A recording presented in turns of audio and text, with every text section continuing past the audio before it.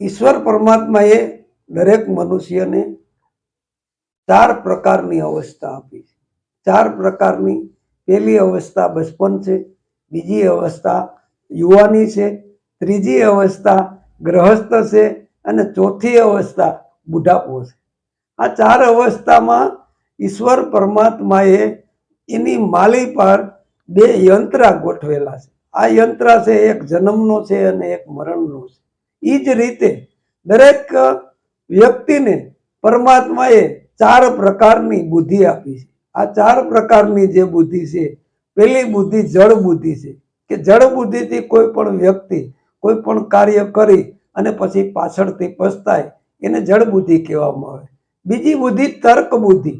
તર્ક બુદ્ધિ જે વાપરી અને જે કાંઈ સત્યની શોધ કરે છે અથવા સત્યમાં જે કાંઈ બીજું ભેળવીને તર્ક વિતર્ક ભેળવીને સત્યને પણ અસત્ય બનાવે, એને તર્ક બુદ્ધિ કહેવામાં આવે છે.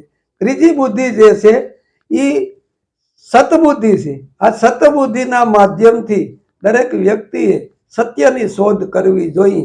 અને ચોથી બુદ્ધિ જે છે એ સાત્વિક બુદ્ધિ છે અને સાત્વિક બુદ્ધિથી દરેક વ્યક્તિએ રહેવું જોઈએ.